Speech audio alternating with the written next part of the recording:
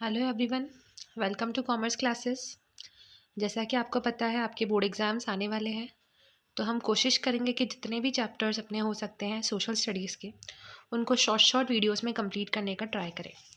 तो आज अपन स्टार्ट करने वाले हैं डेमोक्रेटिक पॉलिटिक्स की बुक, चैप्टर 10, जो क्लास 10 की बुक है ये। इसमें आज अपन पढ़ेंगे chapter first, that is power sharing. So ninth class में अपन ने डेमोक्रेसी के बारे में पढ़ा कि डेमोक्रेसी क्या होती है, डेमोक्रेसी किन किन तरीके से इस्टेब्लिश की जा सकती है। अब पर्टिकुलर जो चैप्टर फर्स्ट है जिसमें अपन पढ़ने वाले हैं, सबसे पहले तो पावर शेयरिंग होता क्या है, और पावर शेयरिंग को समझाने के लिए इन्होंने दो तरीके की कंट्रीज़ के बारे में हम लोगों को बताया।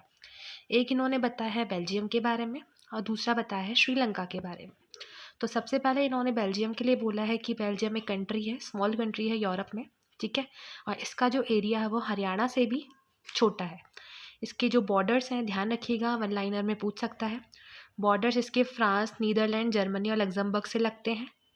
और इसकी जो पॉपुलेशन है वो 1 करोड़ से भी कम है, मतलब जो हमारा हरियाणा है उससे आधी पॉपुलेशन वहाँ की मानी जाएगी।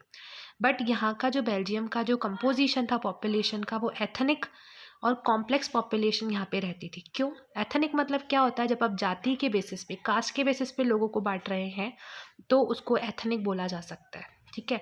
इसमें बोला गया कि बेल्जियम की जो टोटल पॉपुलेशन की बात करें तो बेल्जियम के 2 रीजन है। सबसे पहले आपको ये ध्यान रखना है, एक तो फ्लेमिश रीजन था और दूसरा वलोनिया रीजन था।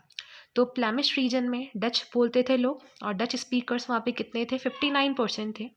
वैसे ही वेलोनिया रीजन था, वहाँ पे फ्रेंच बोली जाती थी, वहाँ पे 40% लोग माने जाते थे। तो अभी तक हम लोगों ने यहाँ पे ये समझा कि बेल्जियम में डच स्पीकर्स की क्या थी, मेजॉरिटी थी। लेकिन अगर मैं बात करूँ बेल्जियम की कैपिटल की ब्रुसेल्स में, उसमें उल्टा था। उसमें अगर ब्रुसेल्स में बात करें तो 80% लोग फ्रेंच बोल रहे हैं और 20% लोग क्या बोल रहे हैं, डच बोल रहे हैं। अब बेसिकली अगर माइनॉरिटी की बात करूं, आपने देखा कि बेल्जियम में फ्रेंच जो है, जो वेलोनिया रीजन में थे, उनकी माइनॉरिटी थी, ये थे कम लेकिन ये बहुत रिच और पावरफुल थे। यहाँ तक बात समझ में आई आप लोगों को। और इसी वजह से जो डच स्पीकिंग कम्युनिटी थी उनको इकोनॉमिक डेवलपमेंट और एजुकेशन भी बहुत लेट मिली। इन लोगों ने बेसिकली बहुत सारा इनके बीच में बातचीत हो रही थी अलग अलग कम्युनिटीज़ बनाने के चक्कर में, एंड सो ऑन। इसके बाद इन्होंने डिस्कस किया श्रीलंका के बारे में। श्रीलंका में सबसे पहले बताया कि अगर आप सदर्न मोस्ट कोस्ट पे जाते हैं तमिलनाडु के, तो वहाँ पे आपको 2 करोड़ तक की पॉपुलेशन आपको देखने को मिलेगी, हरियाणा के जैसे, जो श्रीलंका माना जाता है। अब श्रीलंका में क्या था, सबसे पहले श्रीलंका की स्पीकर्स या पॉपुलेशन कंपोजिशन के बारे में आपको ध्यान रखना है। बेसिकली वहाँ पे 2 ही तरीके के स्पीकर्स थे, जैसे अपन ने बेल्जियम में देखा ना, डच और फ्रेंच स्पीकर्स थे, वैसे वहाँ पे सिन्हला स्पीकर्स और तमिल स्पीकर्स रहते थे। तो सिन्हला स्पीकर्स वहाँ पे जो थे वो 74% थे, और तमिल स्पीकर्स थे वो क्या थे, 18% थे। अब तमिल स्पीकर्स जो हैं, और वो उनको भी 2 पार्ट्स में बांटा गया था। जो तमिल नेटिव वहाँ पे रहते थे, मतलब वो जो पहले से वहाँ पे रहते थे, उनको अपन क्या बोलते थे, श्रीलंकन तमिल। और बाकी जो लोग ब्रिटिश कॉलोनियल पीरियड में इंडिया से माइग्रेट करके वहाँ पे गए थे, उनको इंडियन तमिल बोला जाता था। बेसिकली ये जो तमिल होते थे, जो सिन्हला थे वो बुद्धिस्ट थे, और जो तमिल लोग थे वो बेसिकली हिंदू और मुस्लिम माने जाते थे।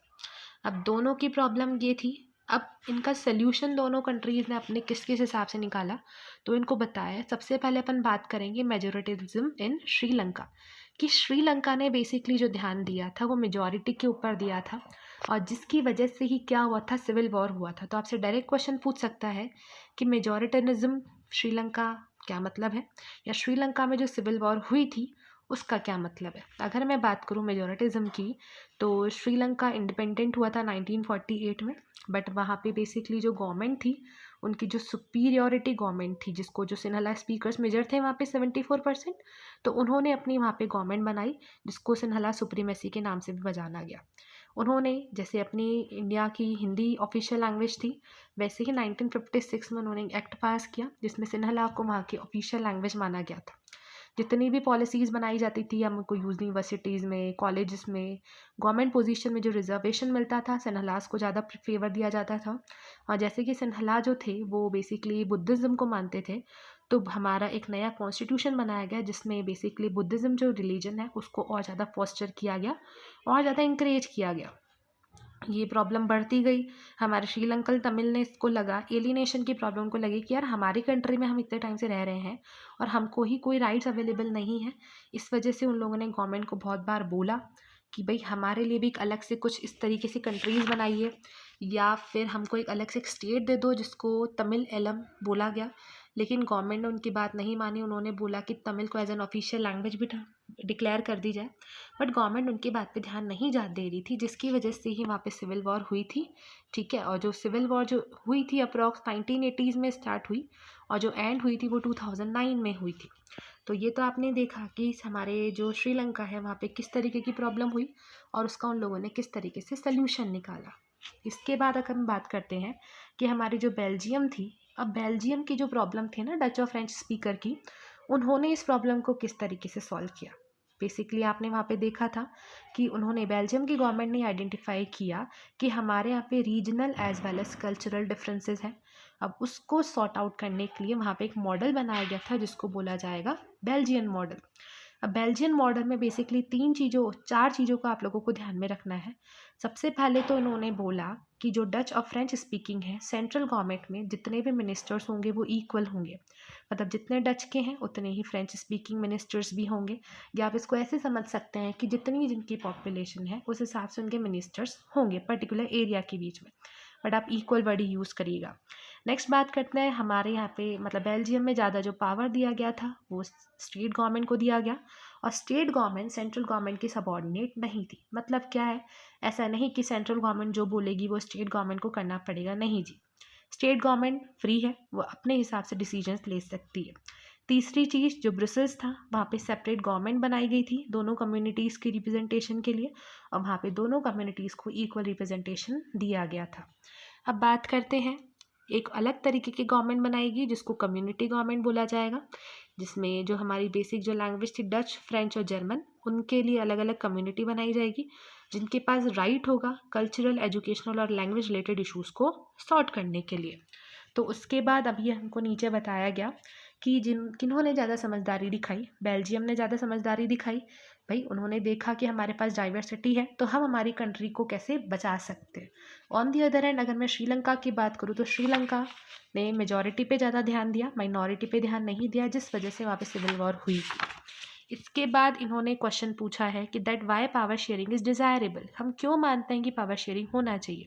तो सबसे पहले बोला कि अगर आप पावर शेयरिंग करेंगे तो it reduce the possibility of conflict between social groups, की जितने भी सोशल ग्रुप्स हैं हमारे जो समाज में, जितने भी ग्रुप्स हैं, जितने भी लोग रहते हैं, चाहे वो मेजर है चाहे वो माइनर में आते हैं, उनके बीच में जो कन्फ्लिक्ट होगा, लड़ाई झगड़ा होगा, वो ख़त्म हो सकता है। जिसको आप एक डायग्राम के थ्रू समझ सकते हैं। एक जर्मन इंजीनियर ने बनाया, तो आप देख रहे हैं कि यहाँ पे गाड़ी है, उसको दो लोग इजीली ऑपरेट कर सकते हैं। तो वैसे इन्होंने बोला कि हमारी कंट्री में जो डिफरेंट डिफरेंट सोशल ग्रुप्स हैं, अगर आप उनको तरीके से पावर को शेयर नहीं करेंगे तो उनके बीच में कॉन्फ्लिक्ट क्रिएट हो सकता है, हमारी कंट्री की जो पीस है वो ख़त्म हो सकती है। दूसरा जो रीज़न था कि भाई पावर शेयरिंग क्यों डिज़ायरेबल होती है, तो इन्होंने बोला that power sharing is good for democracy. अगर हम चाहते हैं कि हमारी कंट्री डेमोक्रेटिक होना चाहिए तो हमको हमारे पावर को डिस्ट्रीब्यूट करना पड़ेगा।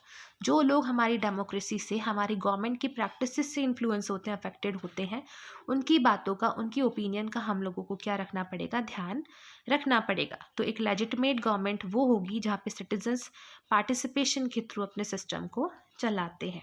इसके बाद अपना जो नेक्स्ट चैप्टर था, नेक्स्ट टॉपिक था, that is forms of power sharing, कि किस किस तरीके से अपन पावर को शेयर कर सकते हैं। तो फर्स्ट था power is shared among different organs of government. बेटा जैसे अपन जानते हैं कि अपने पास 3 ही ऑर्गन्स ऑफ गवर्नमेंट होता है, लेजिस्लेटिव, एग्जीक्यूटिव एंड जुडिशरी।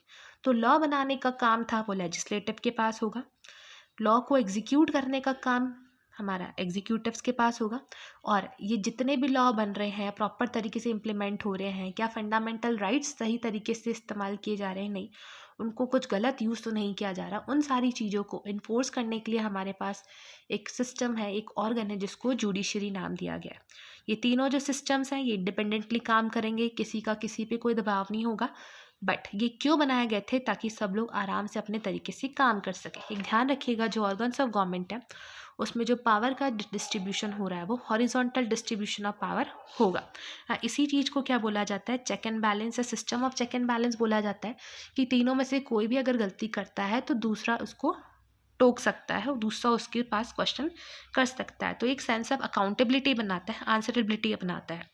दूसरा जो फॉर्म था, that is power can be shared among different government at different levels. आप अलग अलग लेवल पे पावर को शेयर कर सकते हैं। अगर मैं चाहूँ कि पूरा पावर सेंट्रल गवर्नमेंट के पास होना चाहिए इंडिया का, तो that should not be possible.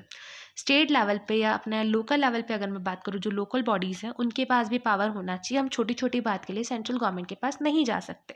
तो ऊपर जैसे अपन ने पढ़ा कि अपने 3 ऑर्गन्स होते हैं, वैसे ही नीचे अपनी डिफरेंट डिफरेंट लेवल की गवर्नमेंट होती है। जैसे सेंट्रल गवर्नमेंट हो गया जिसको यूनियन गवर्नमेंट बोला जाएगा, या फिर स्टेट गवर्नमेंट हो गई, या इसके अलावा जो लोकल पार्टीज़ हो या लोकल बॉडीज़ होती है, पंचायत राज हो गई गवर्नमेंट अपने रूरल एरियाज़ में, और अर्बन एरियाज़ में म्यूनसिपल पार्टीज़ हो गई। तीसरा जो तरीका है जिसके थ्रू अपन हमारे पावर को शेयर कर सकते हैं, power may be also shared among different social groups. तो हमारे जो डिफरेंट डिफरेंट सोशल ग्रुप्स हैं, आप उनको पावर शेयर कर सकते हैं। डिफरेंट सोशल ग्रुप्स माने जैसे अपन ने बेल्जियम का पढ़ा था कि बेल्जियम में कम्युनिटी गवर्नमेंट बनाएगी जो बेसिकली कल्चरल, एजुकेशनल और लैंग्वेज रिलेटेड प्रॉब्लम्स को सॉल्व करेगी। जैसे हमारे यहाँ पे रिजर्वेशन मिलता है, आरक्षण मिलता है कुछ ऐसी ट्राइब्स को जिनके साथ पहले कुछ गलत हुआ था, और अब उनको प्रोटेक्ट करने के लिए उनको कुछ राइट्स दिए जाते हैं, उनको पावर दिया जाता है। इसके अलावा power sharing arrangement can also be seen in the way political parties, pressure groups and movements control influence those in power. तो ये हमेशा हमारी डेमोक्रेसी में चेक किया जाता है कि ऐसे नहीं कि जो पावर में है तो वो हमेशा पावर में रहेगा। इक्वल चांसेस होने चाहिए विन के भी और लूज के भी, कि ऐसा नहीं है कि कोई पार्टी जीती है तो उम्र भर जीतती ही रहेगी, ना जी। उनको हारने का भी चांस मिल सकता है, दूसरी पार्टी को जीतने का भी चांस मिल सकता है। तो डिफरेंट डिफरेंट पॉलिटिकल पार्टीज़ हैं, प्रेशर ग्रुप्स हैं, मूवमेंट्स हैं, उनके पास भी चांस है कि वो कल, उनके पास भी पावर है कि वो क्या कर सकते हैं, इलेक्शन लड़ सकते हैं, इलेक्शन जीत सकते हैं। अगर जो रूलिंग गवर्नमेंट कुछ गलत कर रही है तो उनसे क्वेश्चंस पूछ सकते हैं। तो इसी के साथ ही आपका ये जो चैप्टर होता है पावर शेयरिंग क्लास 10th का, वो होता है कंप्लीट। Thank you.